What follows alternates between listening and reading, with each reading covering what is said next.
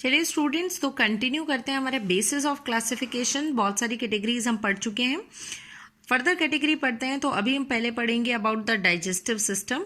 तो digestive system आपको पता है एक ऐसा सिस्टम जिसमें खाना आएगा, उसके अंदर फूड का ब्रेकडाउन होगा, फिर यूजफुल मटेरियल एब्जॉर्ब होंगे और वेस्ट मटेरियल बॉडी के बाहर निकलेंगे।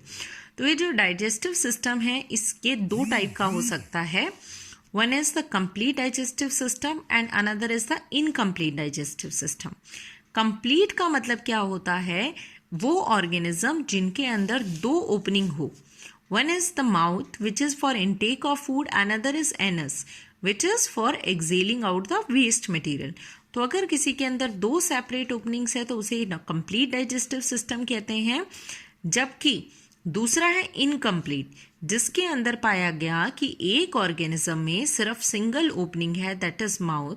उसी सिंगल ओपनिंग से फूड की एंट्री और फूड का एग्जिट होगा।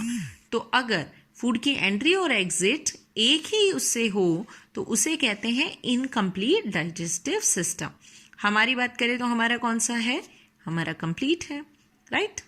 चलिए अगली बात करते हैं। Next is the skeleton.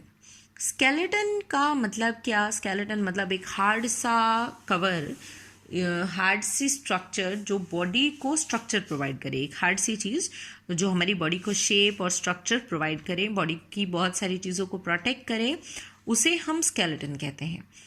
तो स्केलेटन दो टाइप का हो सकता है। One is the exoskeleton, another is the endoskeleton. Exo नाम बता रहा है, एक्सो यानी एग्जिट साइड, बाहर की साइड। एंडो का मतलब ही हो गया अंदर की साइड। अगर स्केलेटन बॉडी के बाहर है तो एक्सोस्केलेटन, अगर बॉडी के अंदर है तो एंडोस्केलेटन। अंदर की बात करते हैं। हमारे अंदर है, हमारे अंदर बोन है, कार्टिलेज है, टेंडन है, लिगामेंट है, इस तरीके की चीज़ें हमारी बॉडी के अंदर हैं।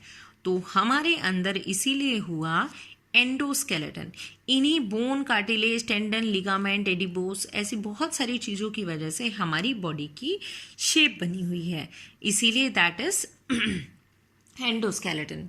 जबकि दूसरा स्केलेटन है आपका एक्सोस्केलेटन, जो आप देख सकते हैं। जैसा मैंने बताया, एक्सो यानी एग्जिट, यानी ऐसा स्केलेटन जो बॉडी के बाहर हो। जैसे कॉकरोच की बात करें तो कॉकरोच की बॉडी पर काइटिन की कवर होती है, एक जो उसके पंख है और पूरा हार्ड सा सरफेस होता है उसका, वो काइटिन का होता है, तो बॉडी के बाहर है, दैट इज एक्सोस्केलेटन। इसके अलावा हम बात करें कुछ मोलस्कास की, वो एक हार्ड सी शेल में रहते हैं जो कैल्शियम की बनी हुई है। वो जो कैल्केरियस शेल जिसके अंदर वो रह रहे हैं वो उसका बाहर से कवर है, दैट इज एक्सोस्केलेटन। क्लियर है? जरूरी नहीं है स्केलेटन हो ही, ये भी हो सकता है स्केलेटन एब्सेंट हो, आप लोग पढ़ेंगे आगे। आगे पढ़ते हैं बॉडी टेम्परेचर। तो देखिए बॉडी टेम्परेचर कोई ऑर्गेनिज्म मेंटेन कर पाता है या नहीं, ऑन दैट बेसिस दो टाइप के हो सकते हैं। One is the cold blooded, another is the warm blooded. Cold blooded को ही पोइकिलोथर्म्स या एक्टोथर्म्स भी कहा जाता है। तीनों नाम याद रखें, कोल्ड ब्लडेड, पोइकिलोथर्म्स, एक्टोथर्म। ये उस कंडीशन में बोलते हैं जब किसी ऑर्गेनिज्म का बॉडी टेम्परेचर जो है फिक्स नहीं रहता, there is no constant body temperature and they can change their body temperature according to the environment. तो एनवायरमेंट के हिसाब से बदलते हैं। कैसे? बाहर अगर गर्मियों का मौसम है तो ये अपना टेम्परेचर कम कर लेते हैं ताकि इन्हें गर्मी ना लगे। बाहर ठंड है, टेम्परेचर कम है, तो ये अपना बढ़ा लेते हैं, पर ये ऐसा एक लिमिट तक ही कर पाते हैं, उसके बाद इन्हें जो है हाइड करके रहना पड़ता है अगर वो झेल नहीं पाते। This is cold blooded. Next one is the warm blooded. Just opposite to that, warm blooded या होमियोथर्म्स या एंडोथर्म, इनका मतलब है when the organism is having a constant body temperature, यानी इनका बॉडी टेम्परेचर चेंज नहीं हो रहा, हर मौसम में उनका बॉडी टेम्परेचर उनकी फिक्स रहता है। जैसे ह्यूमन की बात करें, 37 डिग्री सेल्सियस के अराउंड हमारा बॉडी टेम्परेचर रहता है, एक हेल्दी ह्यूमन की मैं बात कर रही हूँ। ठीक है, तो this is about body temperature, the organism which can maintain, ठीक है, और the organism which are not able to maintain and they will change. आगे बढ़ते हैं हम अगली category, that is animal environment. Question ये है कि एक्वेटिक एनिमल के लिए दो एनवायरनमेंट है, मेराइन और फ्रेश वाटर। अगर मैं आपके लिए वर्ड यूज करूं सी, तो सी वाटर इसमें से मेराइन होता है, राइट, खारे पानी में वो रहते हैं। तो अब मैं पूछना चाह रही हूं आपसे, मेराइन और फ्रेश वाटर दोनों में से कौन सा कंडीशन है ऑर्गेनिज्म ज़्यादा इजीली सरवाइव कर पाएगा, मेराइन में या फ्रेश वाटर में? चलिए देखते हैं। हम बात करते हैं, दोनों बात करेंगे यहाँ पर हम। एक जगह हम बात करते हैं मेराइन वाटर की, ये मेराइन वाटर है यानी सॉल्टी वाटर है, और इधर हम बात करेंगे फ्रेश वाटर की, यानी यहाँ पर कोई प्रॉब्लम नहीं है, पानी में नमक नहीं है। चलिए हम एक एग्जाम्पल बना लेते हैं। हम ऐसा करते हैं, दोनों में एक फिश बना लेते हैं। तो ये हमने कहा ये है हमारी एक बेसिक सा डायग्राम हमने बना लिया, फिश का एक बेसिक डायग्राम। सेम वे हम यहाँ बना लेते हैं कि एक फ्रेश वाटर में फिश रह रही है और एक फिश रह रही है हमारी मेराइन वाटर के अंदर। चलिए आप देखते हैं क्या उसको कंडीशन झेलनी पड़ेगी। ये पानी है आसपास, कैसा पानी है? सॉल्टी वाटर है। ये कैसा पानी है? फ्रेश वाटर है। तो क्या कंडीशंस है? मेराइन का मतलब है सॉल्ट प्लस वाटर, और किसी भी ऑर्गेनिज्म के अंदर की बात करें तो अंदर आपको पता है सॉल्ट भी होता है और वाटर भी होता है, राइट। यहां बात करते हैं हम, बाहर क्या है? वाटर, सॉल्ट का कंटेंट ना के बराबर। अंदर क्या है? सॉल्ट भी है और वाटर भी है। अब इस कंडीशन में देखो, यहाँ सॉल्ट भी है और वाटर भी है, तो जब एक चीज़ है दूसरी चीज़ नहीं है तो यहाँ पर कंपैरिजन आ जाएगा। बाहर के कंपेयर में अंदर वाटर का अमाउंट हो गया कम, क्योंकि सॉल्ट डिसॉल्व है, तो यानी बाहर ज़्यादा पानी है और बाहर से पानी फिश के अंदर कंटिन्यूसली जाएगा इसकी बॉडी से। जब कंटिन्यूसली पानी इसकी बॉडी के अंदर जाएगा तो फिश क्या हो जाएगी? एक टाइम के बाद बॉडी को सेल्स के अंदर जाएगा, तो सेल्स के अंदर जाके सेल्स स्वेल अप होंगे और होते होते एक टाइम बर्स्ट। तो यानी इस कंडीशन को उसे बचाना है, तो पानी की अपने अंदर एक्सेस में एंट्री को रोकने के लिए इसे लगानी पड़ती है एनर्जी लगानी पड़ती है, ताकि ऐसा ना हो और वो सरवाइव कर सके। जबकि यहाँ पर ऑलमोस्ट सिमिलर कंसेंट्रेशन होती है, इसीलिए there is no exchange between the fish and the water. तो यहाँ पर there is no energy expenditure, there is energy expenditure to avoid such a situation of entering water.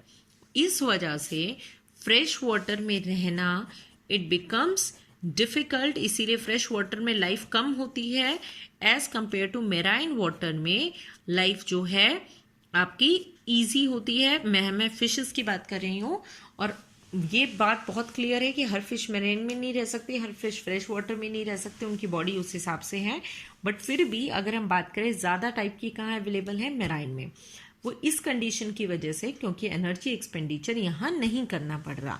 तो इसके साथ यहाँ पर हमारा बेसिस ऑफ क्लासिफिकेशन क्लियर होता है।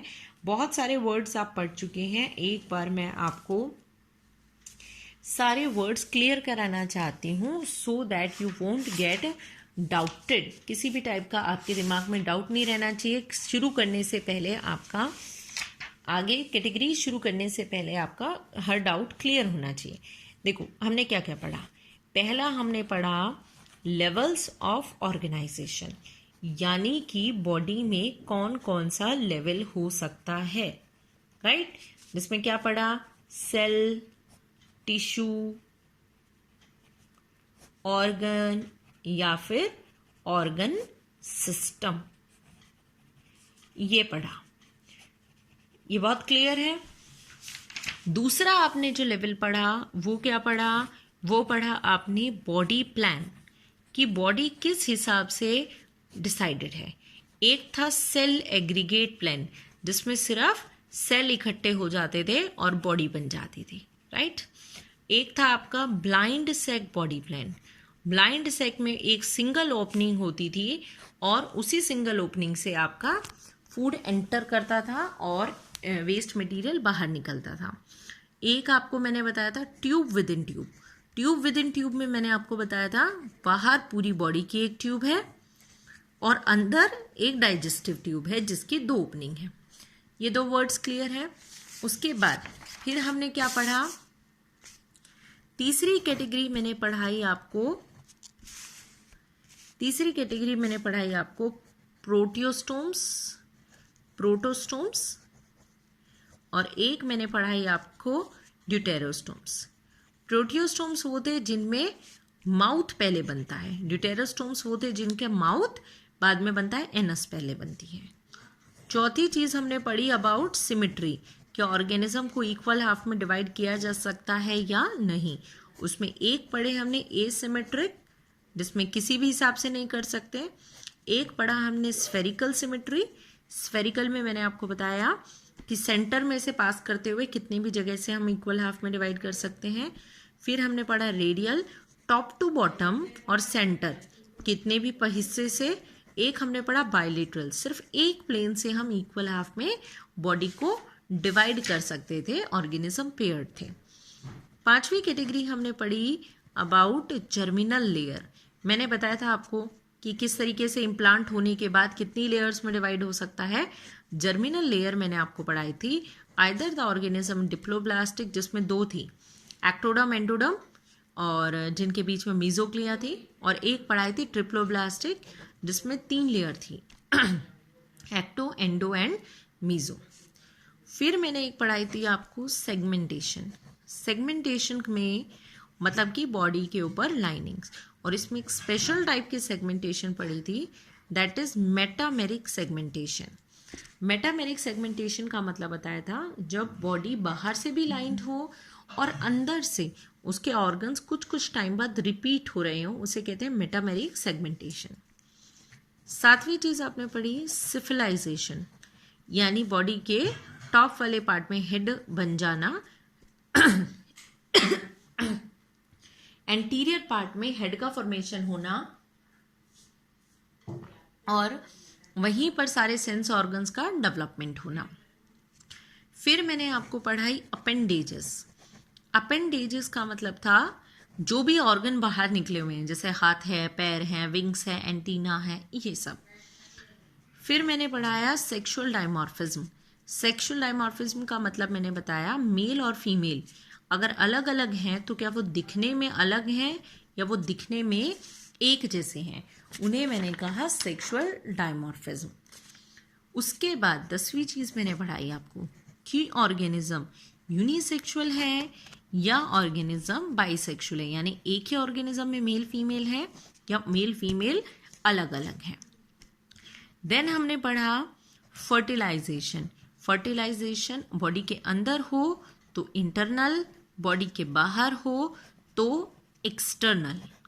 देन हमने पढ़ा फर्टिलाइजेशन में भी हमने पढ़ा एक सेल्फ, अगर आपका यूनिसेक्सुअल है तब तो होगा ही होगा क्रॉस, बट बाइसेक्सुअल में अगर एक ही ऑर्गेनिज्म देता है मेल, वही फीमेल को ही दे देता है तो वो सेल्फ, अगर 2 के बीच में होता है तो क्रॉस फर्टिलाइजेशन।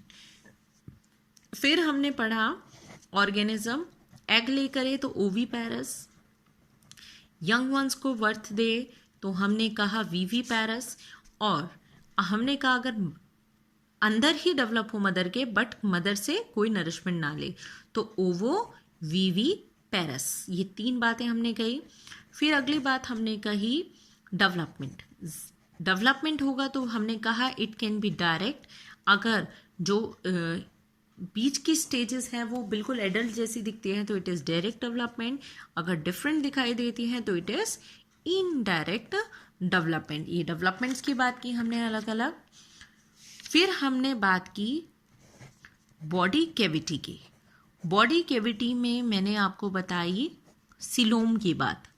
तो सिलोम के बेस पे मैंने आपको 3 पढ़ाए, acoelomate, coelomate and pseudocoelomate, right. Space है, नहीं है, और मीजोडर्म पाउचेस में है।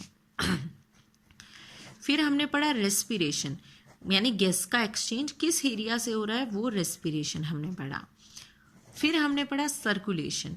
सर्कुलेशन में मैंने आपको पढ़ाया कि ये अगर ब्लड वेसल में जाएगा तो क्लोज, और अगर बिना ब्लड वेसल के जाएगा तो it is open circulation, right. उसके बाद हमने पढ़ा स्केलेटन। स्केलेटन के अंदर हमने पढ़ा कि किस तरीके से कवर करती है, दैट इज एक्सोस्केलेटन, बॉडी के बाहर का कवर, या एंडोस्केलेटन यानी कि बॉडी के अंदर का कवर। नेक्स्ट कैटेगरी जो हमने पढ़ी वो पढ़ी एक्सक्रीशन, किस तरीके का एक्सक्रीशनरी मटेरियल है, ठीक है, या फिर वो किस हिसाब से एक्सक्रीशन करेगा वो पढ़ा। देन हमने पढ़ा डाइजेशन। डाइजेशन जो हमने पढ़ा उसमें हमने पढ़ा कि डाइजेशन कैन बी कंप्लीट और digestion can be incomplete. Incomplete और कंप्लीट दो टाइप के डाइजेशन आपके हो सकते हैं, यानी माउथ एनस अलग अलग है या फिर एक ही ओपनिंग है। फिर आपने पढ़ी बॉडी टेम्परेचर के बारे में पढ़ा।